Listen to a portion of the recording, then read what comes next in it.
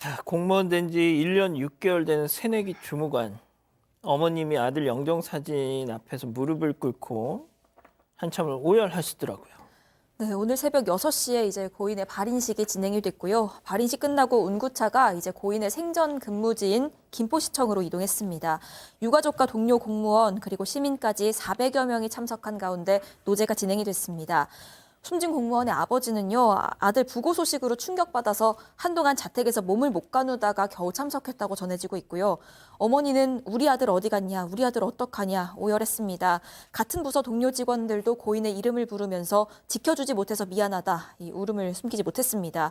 이 숨진 공무원은 말씀하신 대로 일반 기업에서 근무를 했었는데요. 퇴직하고 1년 반 동안 공무원 생활했습니다. 악성 민원에 시달리다가 끝내 숨졌습니다.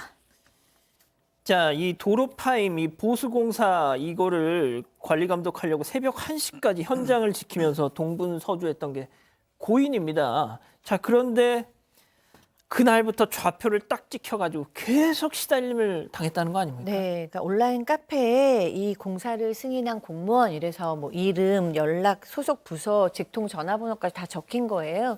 그런데다가 이제 그 공사가 있었던 그날은 정말 새벽 5시까지 쉴 새 없이 전화가 연결됐다고 합니다. 시청으로, 김포시청으로 전화를 하면 당직실로 가는데 그 당직실도 사실은 무슨 일이 지금 일어나는지 잘 모르니까 이게 실무자한테 그 전화가 연결된대요. 그래서 그냥 새벽 5시까지 밤새도록 대기조로 있으면서 그렇게 비난을 받았어야 됐고, 이런 식으로 너무 과한 민원이 있다 보니까 정말 괴롭다라는 입장을 여러 번 얘기했던 것으로 전해지고 있습니다. 연휴 이후에도 이 항의 전화가 계속됐답니다. 전화를 받느라고 업무가 마비될 정도였다는데, 자, 김포시청 노조 관계자 얘기 들어보시죠. 아까 얘기한 포털 사이트에 계속해서 비난의 어떤 글들이, 댓글들이 올라왔겠죠. 그런 거를 이제 휴일 동안에 보고 월요일 날 3월 4일 날 출근했을 때 전화를 그렇게 많이 받았어요. 평소보다 한 1.5배 정도에서 2배 정도니까 100통 정도 되지 않았을까. 평소에 한 60통 정도 받는다고 하니까. 그리고 퇴근하고 그 다음날 이제 발견된 거죠. 숨지기 전날 하루에만 항의 전화 100통. 이게 팀장님 감당이 되겠습니까? 안 이게? 되죠. 지금 김포 공무원 노조 위원장을 취재한 결과를 보게 되면은 공사 다음 날인 1일 날 새벽 2시까지 근무를 했고 그 당시에 항의성 민원 전화가 상당히 많이 왔던 것 같아요. 그리고 아마 주말하고 이틀을 쉬었겠죠. 그리고 4일 날 출근했는데 항의 전화가 빗발을 쳤다고 했는데 보통 뭐 한 100건 정도의 항의 전화가 왔다고 합니다. 그러니까는 상당히 이제 스트레스를 받았던 거고요. 이튿날 가족들에게 다녀오겠다고 하면서 평소같이 출근을 했는데 출근하지 않고 결국 숨진 채로 발견이 됐던 것이죠. 그런데 동료들의 말에 따르게 되면 이 숨진 분이 사실은 새벽에도 나와서 공사 현장을 감독도 했고 주말에도 출근하고 그 파손된 도로를 보수하려고 뛰어다니면서 성실하게 일했던 친구였다고 합니다. 그런데 좌표가 찍힌 이후에 상당히 괴로워하고 말수도 적어지고 표정도 어두워지고 상당히 이제 그 스트레스 받았던 거죠. 근데 견디다 못해가지고 일을 그만두고 싶다. 시민들이 무섭다 이런 말까지 했다는 거 보면은 그 소장님 보시기에도 이 상당히 트라우마가 내재졌던 것 같아요. 자, 이 동료의 사망 소식에 직원들 김포시청 지금 전체가 침통한 분위기. 왜 안 그러겠습니까? 자, 관계자 얘기 이어서 들어보시죠. 분위기가 상당히 이제 다운돼 있고 침체돼 있고 지속적인 반복적인 민원에 본인 참고 이렇게 하던 사람들도 이거 남의 일이 아니다. 그리고 또 온라인 포털에 신상이 공개되고 막 이런 식으로 해서 익명이 막 집단적으로 공격을 하는 그런 양상을 띄었기 때문에 상당히 이게 위기감을 느끼죠. 위태롭죠. 두렵죠. 공무원으로서는 속수무책으로 당할 수밖에 없잖아요. 자, 박 변호사님, 예. 공무원분들이 참 고역인 게 저렇게 항의 전화나 민원 전화가 오면 귀찮다고 안 받을 수가 없어요. 안 받거나 응대를 해야 됩니다. 끊거나 할 수가 없어요. 얘기를 좀 들어보니까 도로 보수하는 그 업무를 맡은 부서입니다. 4명 있대요. 이 숨진 우리 공무원 비롯해서. 4명이 이 많은 업무를 지금 처리를 하고 있다고 하고 특히 지금 좌표를 찍어서 신상 공개되고 이 부분이 가장 충격적인 부분이기 때문에 다른 이제 같이 일하던 사람들은 나 못하겠다 얘기를 할 정도입니다. 말씀처럼 가장 문제가 항의 전화 오면 뭐 100건이든 200건이든 받을 수밖에 없거든요. 그러니까요. 응대를 또 해야 돼요. 왜 그랬고 저렇게 했고 대응할 방법이 없습니다. 사실은 민원 처리에 관한 법률이 이제 시행되고 있습니다. 악성 어떤 민원에 대해서 처리할 수 있는. 근데 구체적으로 어떻게 보호할 수 있는 방안.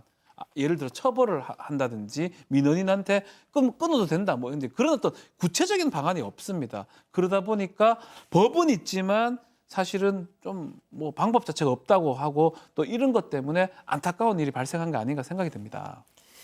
새벽까지 항의 전화를 민원 전화를 하는 그 부지런함에 정말 혀를 내둘 수밖에 없고 보통 이런 시민의 참여가 자치 행정을 더 꽃피우는 부분이 있지만 이런 식의 참여는 말이죠. 자, 결국 정말 많은 분들이 이분의 고인의 죽음에 안타까움을 표하고 있는데 이런 일도 또 벌어지고 있습니다. 체크포인트 짚어보죠. 너도 당해봅니다. 네, 특정인의 신상이 퍼지고 있는데 이게 이런 식으로 퍼지고 있습니다. 실제 이름을 거론하면서요. 참스승 누구누구 선생님 소개합니다. 좋은 선생님입니다. 이런 제목으로 게시글이 올라오고 있고 실제 학교 이름을 언급하면서 모 고등학교가 요즘 뜨거운 관심을 받고 있다. 특히 무슨 과목 담당하는 선생님도 관심을 많이 받고 있다. 이런 내용입니다. 하하. 그러니까 최초 유포자가요. 현직 고등학교 교사다라고 지목이 되고 있는 상황입니다. 현재 얼굴, 이름, 나이, SNS도 다 공개가 된 상태인데 그 학교 측의 제작진이 직접 확인해 보니까 예. 일단 해당 교사가 최초 유포자 맞는지는 확인 중이다. 아. 그리고 지금 출근하고 있는지 여부는 알려줄 수 없다고 했습니다. 그러니까 실제 최초 유포자가 고등학교 교사인지까지는 확인이 안 된 상황인 겁니다. 이게 이제 저렇게 해서 한 사람이 갔는데, 물론 그 부글부글함은 팀장님 이해가 갑니다만, 그걸 또 저런 식으로 응수하는 건 아닌 것 같아요. 그렇습니다. 눈에는 눈, 이해는 이해는 식으로 해가지고 남 인생 망쳤으니까 본인도 당해봐야지 이런 것도 있고 신상 털려서 똑같이 당해라는 말도 있고 인과응보다 이런 말을 듣긴 있는데 그런데 이런 신상 공개를 해가지고 응징하는 행태가 우려스럽다는 지적이 뭐냐면은 실제적으로 상대방의 개인정보를 뿌리면 이것도 또 다른 범죄가 되지 않습니까? 그것도 마녀사항이 될 수도 있고 또 그리고 만약에 가해자로 지목된 사람의 사실은 가해자가 아닐 수도 있지 않습니까? 그러니까요. 그럼 그런 결과 누가 책임지겠습니까? 이렇기 때문에 비판과 좀 자제를 하라고 하는 것인데 어찌됐든 안타까운 일이 벌어졌지만 이렇게 신상 털기는 좀 하지 않았으면 싶은 마음입니다. 자, 교수님 또 소개해 주실 뭐가 있죠? 네, 그렇습니다. 온라인 커뮤니티에 또 이 와중에 또 공무원 실명 까고 좌표 찍는 단체라는 글이 올라왔어요. 이게 한 동물보호단체가 지난달 말에 온라인 커뮤니티에 뭐라고 찍었냐면 이 재개발 현장에 고양이들이 탈출할 수 있게 통로를 열어주고 또 계류 지역을 만들어달라는 요청을 하자라는 글인데 그 담당자의 실명과 전화번호를 또 올린 거예요.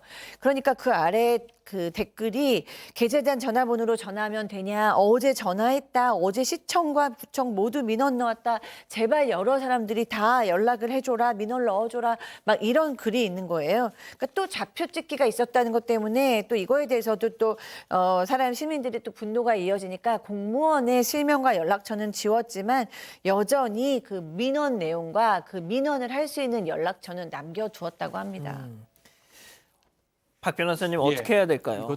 참 문제입니다. 그렇지만 공무원은 사실은 홈페이지나 이런데 이름이나 직책 같은 게 공개가 돼 있습니다. 그걸 뭐 올린다 해가지고 뭐 명예훼손자가 되는거나 다른 법률 위반될 수는 없는데 여기서 우리가 좀 봐야 될 부분이 허위 사실을 기재를 해서 악성 댓글을 달거나 했을 때는 이거는 정보통신망법상의 허위 사실 유포 명예훼손자 될 수가 있거든요.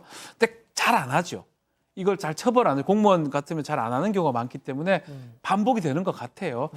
허위 사실을 올렸다 그러면 이제 뭐 사실 우리 공무원들 보호하기 위해서 법적인 좀 책임을 묻는 방법도 이제 고민을 좀 해봐야 될 것 같습니다. 예. 알겠습니다. 뭐 지난해 여름쯤에도 그 동화성 세무서 민원팀장이라는 분이 또 민원인의 어떤 폭언 이런 것 때문에 응대를 하다가 현장에서 쓰러지셔서 순직하셨잖아요. 안타깝습니다. 정말. 사건의 진실을 추적하고 싶다는 사반 가족분의 사연인데요. 궁금하시다면 사건반장 유튜브 채널을 구독해주세요.